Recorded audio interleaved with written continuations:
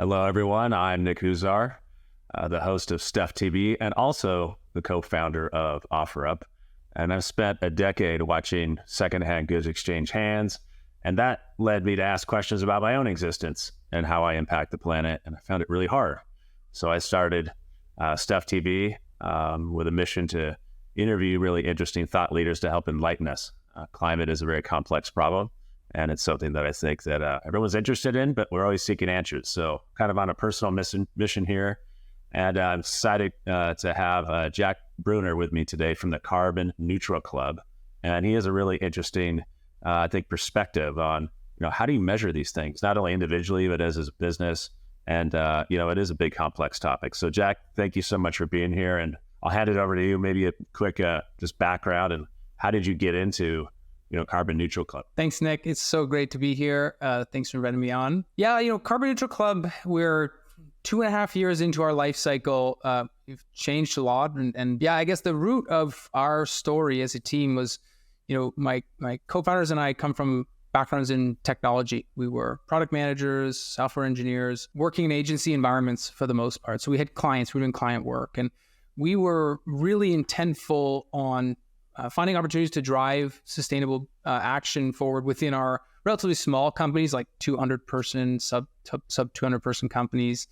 And it's hard, right? It was really hard to do that when you can't really visualize so clearly what the climate impact of a digital agency is. We were already quite remote back then. So it was hard to kind of get traction on that front. And then we had clients who were some of the biggest companies in the world building these billion-dollar strategies on how to decarbonize. And it was just so clear as day at that time. We looked at it and we thought, these are just pure top-down strategies. It's focused really scope 1, scope 2, our owned assets and our buildings, our manufacturing, and doesn't really consider the decision-making at a ground level, the individuals who make up these massive organizations. So we built Carbon Neutral Club.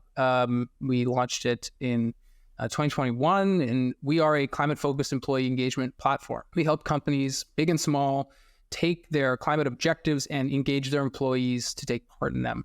So employees, for context, get an opportunity to calculate their personal and their work-related scope 3 emissions. They, based on those emissions, their role in the company, they get offered a path of education and action and challenges and all these things they can do to progress their impact.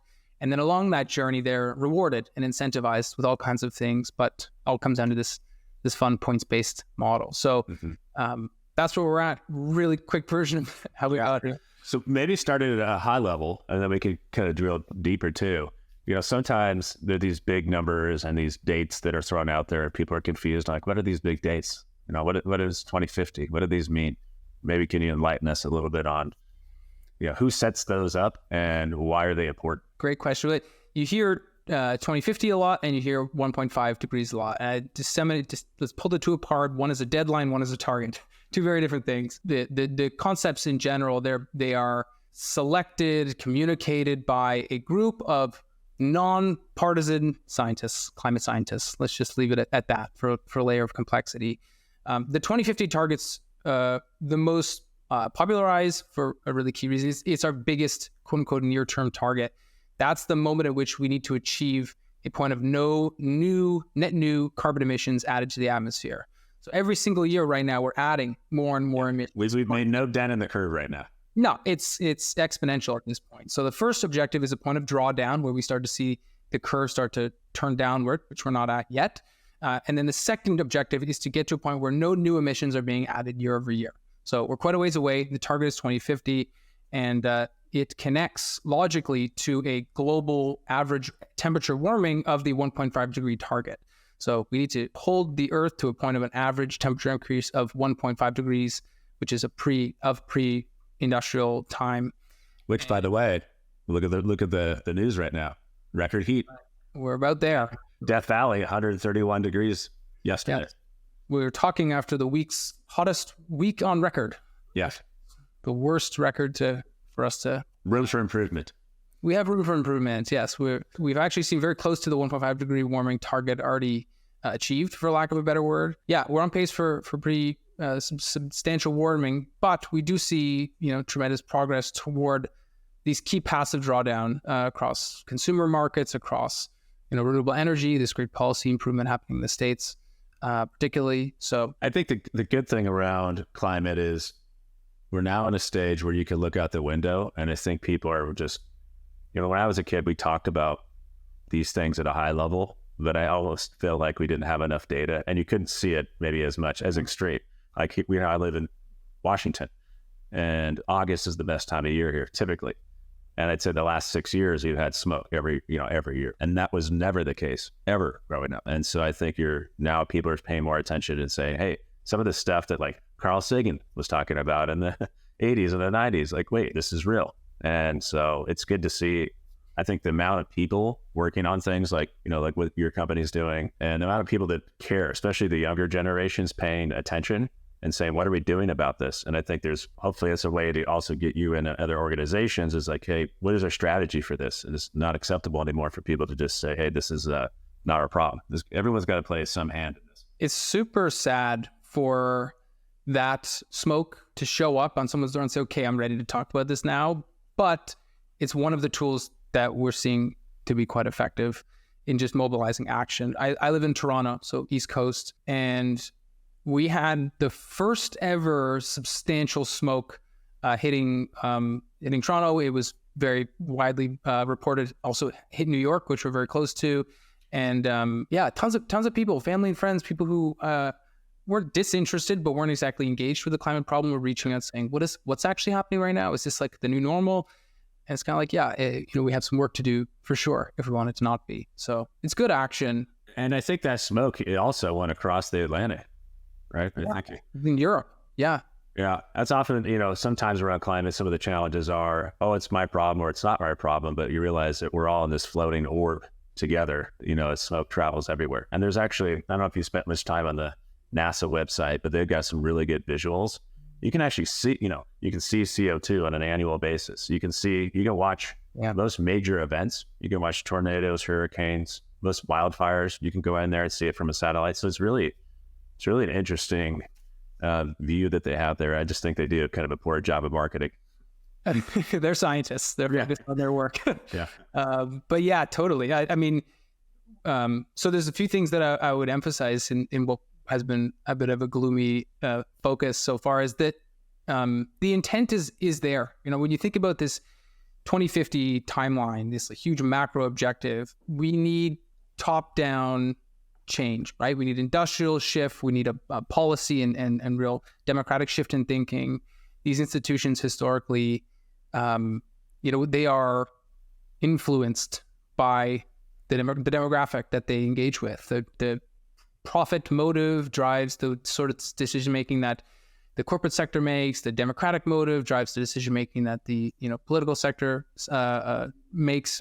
Public sector, to a degree, there's some influence, third-party influence there. What we're seeing very productively is that this top-down change is being either talked about or actioned in some meaningful ways in some organizations. And the ones that are seeing it most successfully implemented have the bottom-up influence and action and requests by the workforce, the consumer demographics they serve to make this change. So we kind of need to think about using these sorts of activities, these moments where there's intensity in the conversation, something really tangible, and get people to talk about it, like message someone in their company or change a decision that you would normally make, maybe buy a product that's, lower impact, refillable, something simple like that, because these things matter and they bubble up. When you think about, I was, on your website, and it looks like you break kind of down your areas of focus for companies, individuals. You also have classes and projects. Maybe can you elaborate a little bit more on how you're approaching this and strategically kind of why have you honed in on those areas? Yeah, for sure. So we started the business very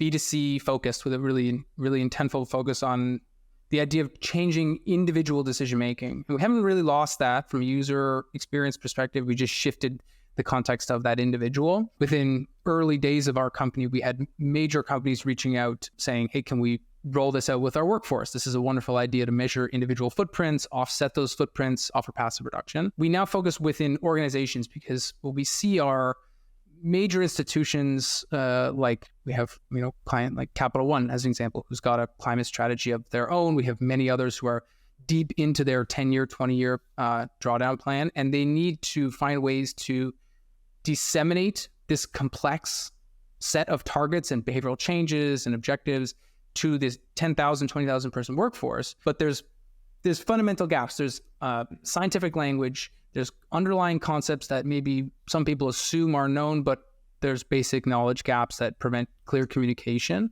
And in order for us to hit these 2030, 2050 paths to net zero, we need to be a cohesive unit drawing in the same direction of our path of drawdown. So you mentioned a couple things. You mentioned for individuals. So it's really important that anybody can take part in Carbon Neutral Club to understand their footprint and find some paths of drawdown. But the most critical gap we've found across every demographic, every part of the world, every sector is education being the biggest and most critical gap. It's this like common language. Like we can sit here and talk about 2050, but what does it mean? And why are we making these decisions? And what's the value? Even if it costs us in the short term, what's the ROI long term? So we're focused really intently on storytelling, making it personalized with your data, giving you a net zero plan of your own effectively within work and home, and a huge anchor that's classes and content. Yeah, I think that is the biggest part of all this. And that's the reason I'm spending time doing this podcast, because I was seeking answers and I found it hard. And you realize that, you can't improve what you can't measure. And so some of the things I was looking at was like nutrition labels. So as a kid, we didn't have nutrition labels when I was born. So now I'm kind of dating myself. And then they became more complex. And then all of a sudden we started caring what calories were, right? When I was a kid, but we didn't drink water. Nobody drank water. We drink soda full of calories, right? And then everything became, so you see this trend. Well, once you started having nutritional labels, people started paying attention to calories. Then food started changing what we consumed. And I think my hope around climate, it's the same thing. Like I think there should be a CO2 label on everything that's manufactured. You should understand the impact of that product. And I think manufacturers should have some level of accountability of the products they produce. And today they really don't, right? You can create whatever you want, and there's very little accountability there. So, I do think that's the hard part, with this is the good part about all this is it's forcing companies to actually start to ask the question, like, oh, what is their impact, right? And then it's kind of what you're talking about. How do you build it into the regular cadence of business where you have your quarterly business reviews? You're talking about your P&Ls, you're talking about finance, and then you're also talking about this, right? And I just think historically most companies haven't done it, or they haven't had the infrastructure to even measure or workflow to even figure out how to do it. Or an incentive. That's a big companies don't have the reason to do it. Maybe they want to do it. Everyone in the boardroom says, yeah, great. But then something that's revenue generating comes up, and that's got to be a priority. Fire and that. So we're seeing some great examples of the incentive coming out of like peer-to-peer sort of pressures.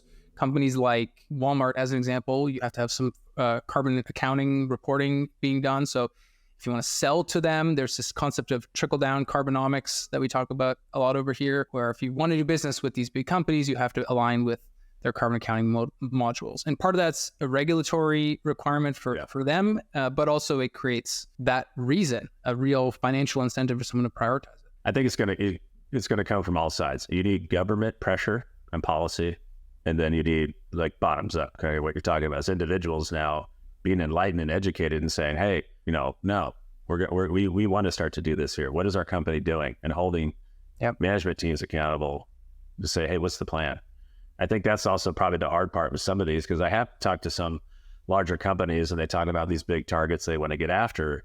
And then you start to double click and you realize, oh, wait a minute. It's just, it's easy to put a target out there when it's a decade, 2 decades out. Right. But what are the milestones along the way? How do you know you're even tracking towards that? Yes. It's very easy to build a report and ship it. And I think the stat is 7% of corporate net zero targets are on track for the objectives that they'd set for themselves. There are some who are exceptional and doing exactly as they said they would, but it's a really complex path. Even if the intent is very real, it's hard to translate that intent into action and do it across departments, geographies. It's just a complex objective. And the gap is not the intent. The intent seems to be there. The regulatory world is going to catch up and create that intent and that incentive.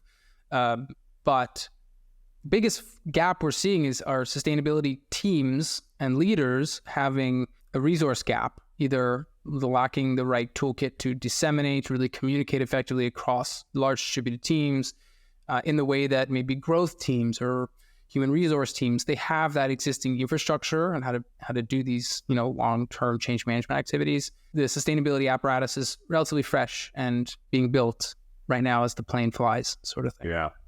Do you find that when you think of some of the bigger challenges to have more people, really getting the gears clicking and all that, is part of it, this is a fairly new thing across the board, or what do you think the bigger challenges are to get people to really embrace something like, Carbon Neutral Club and really getting it working within an organization? There's two things we talk about a lot. It's personalization and incentive. So personalization is not like consumerist personalization of your news feed. It's more telling a story of climate change that's relevant to you. So I mentioned we started B2C focused, and what we would do historically in our old world was calculate your personal carbon footprint. So nothing to do with work, like your diet, your household consumption, travel habits, and offer you passive reduction. Now, we've shifted to this very B2B reality for many reasons, but we never lost that personal calculator because it grounds this story of climate change that is so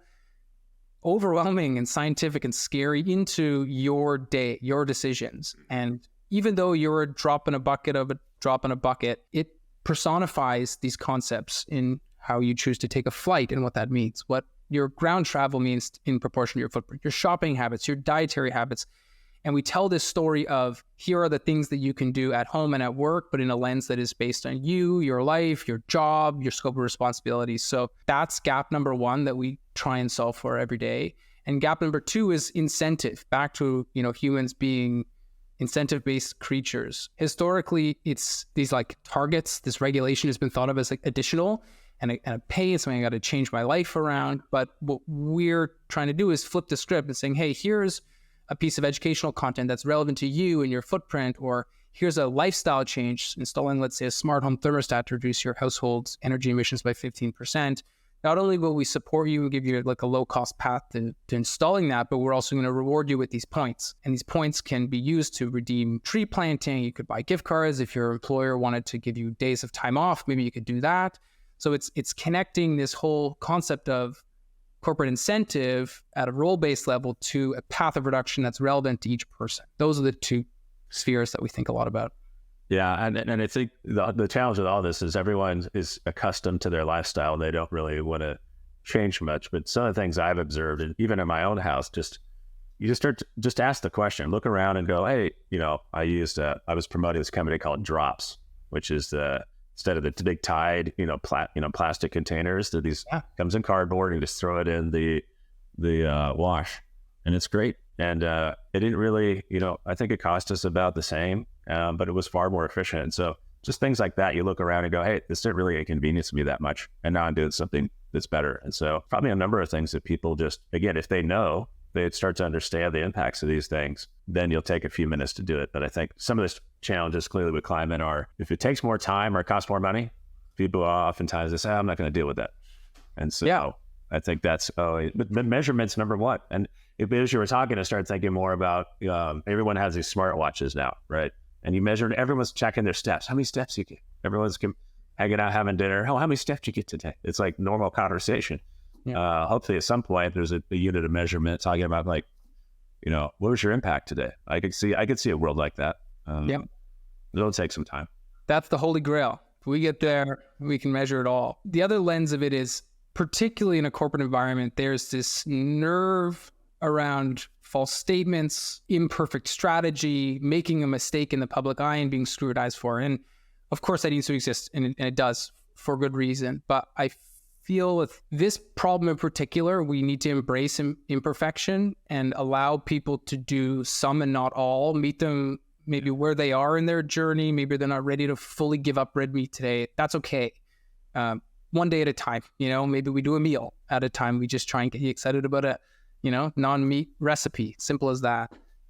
So I think we need to bring down the bar to within reason, of course, and keep the checks and balances in place and let people learn as they go and not scrutinize. So yeah, it's like starting a company or cleaning your garage. Just start moving. And then if you look at the big insurmountable, the big problem feels insurmountable. And so I just, same thing. I just encourage people just to just start moving and be curious about things, and you'll find ways to make an impact, and that would surprisingly be shocking to, but you just got to spend a little time on it. Absolutely.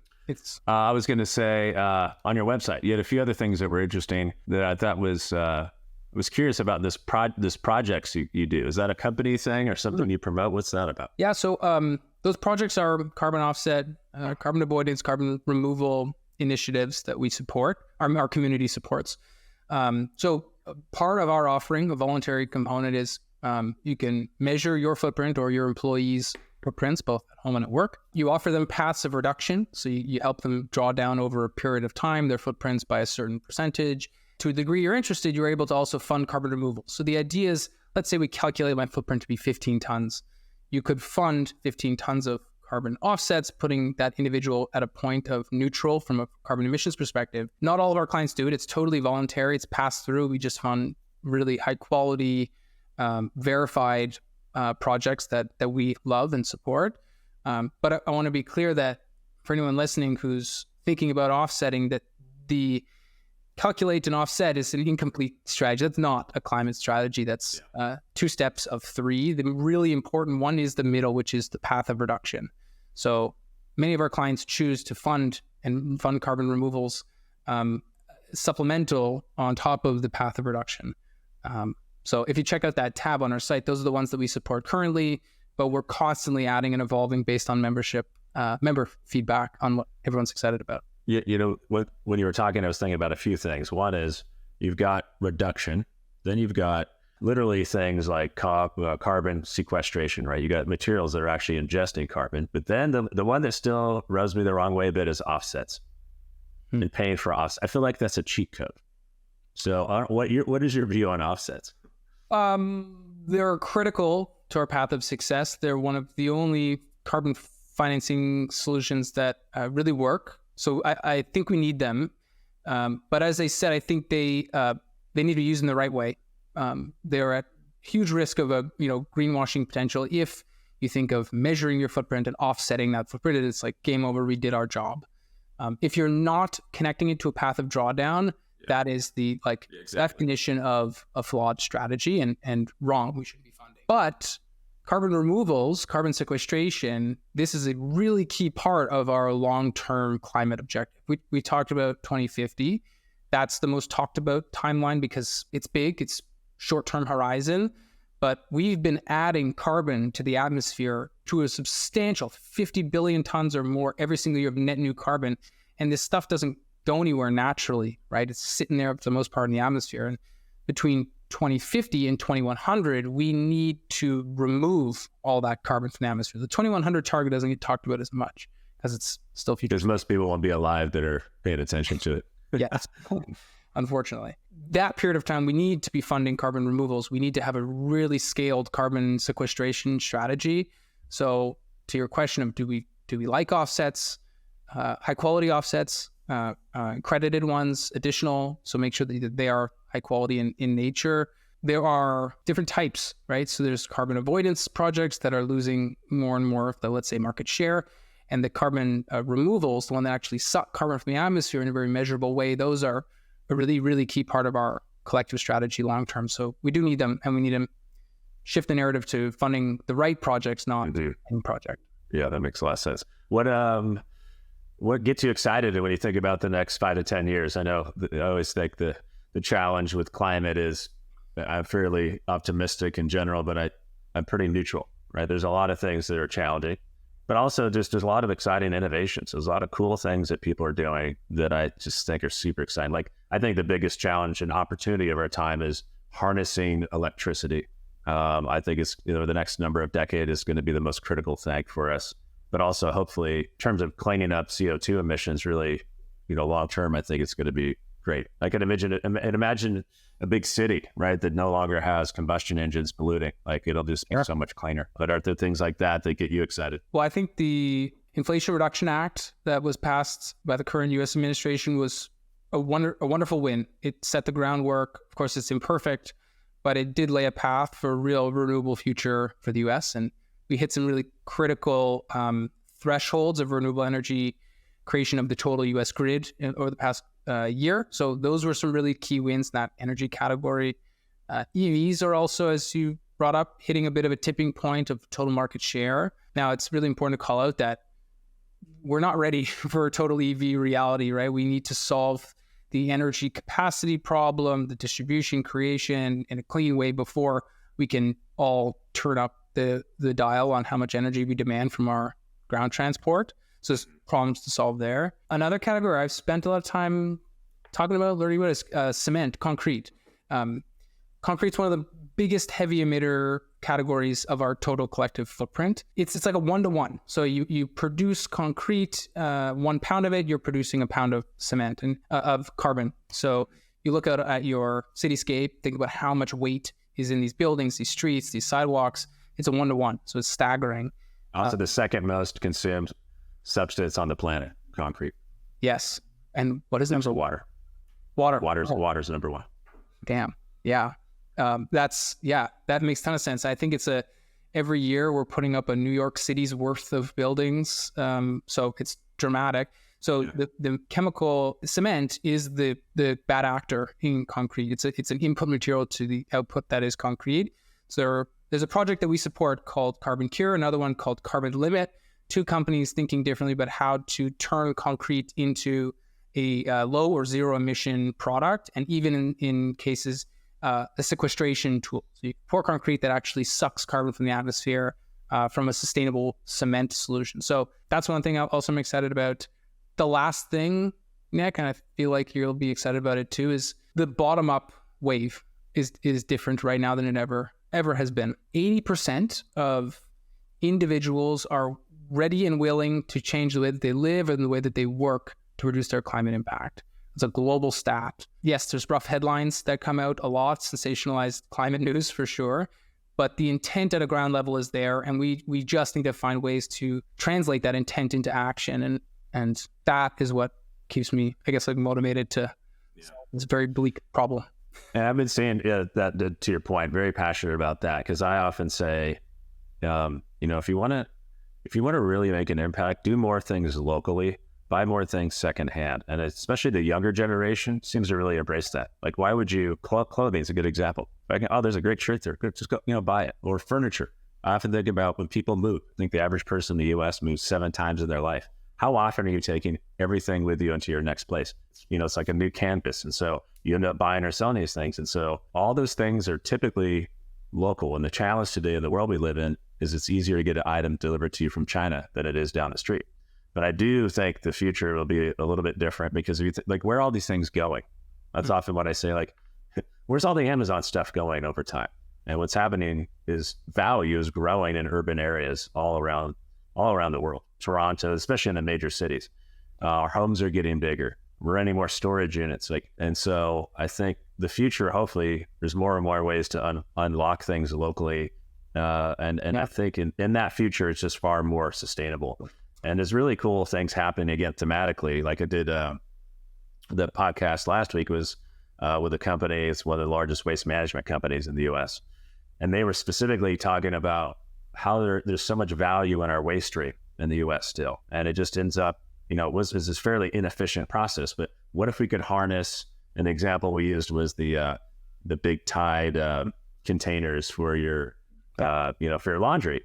And he said, well, they're building out this polymer center where they're actually going to be able to extract all of that out in their waste stream and start to partner with companies like Tide and say, hey, no longer do you have to manufacture these and ship them across the world from China. You can just now start to do this locally next door. And so you can think about, rethinking some of these old processes that have been around for decades and figure out how do you start to unlock things like this. And I'm very bullish on that. I just think that the challenge, of course, is time and speed, and how do you get people to move faster? Yeah, that stuff gets me excited.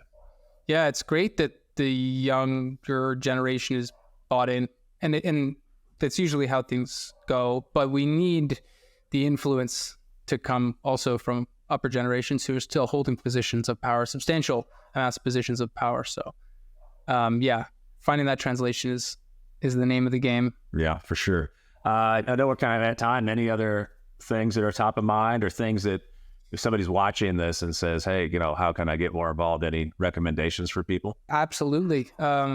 I mean, from like a pure action perspective, three things that I always would mention as like, things you could do today. One is educate yourself, understand what your state or province's energy grid is composed of. Maybe just Google a little bit about that, understand the nature of your climate impact a little bit more, and then talk about what you learn with others so it's not just you learning in a silo. Also, reducing air travel is a really critical input to your individual footprint.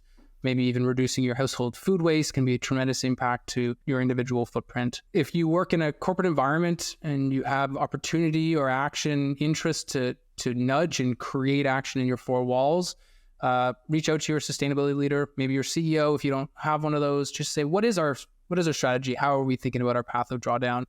And be the one to nudge that conversation. And then the last thing I would say is, if you're interested in this concept of climate culture and integrating this in your life, your work environment, how to foster that, Carbon Neutral Club is hosting a webinar on August 3rd, if this comes out in time. And it's all about this idea of how do you translate this intent of cultural integration of climate action into your workplace.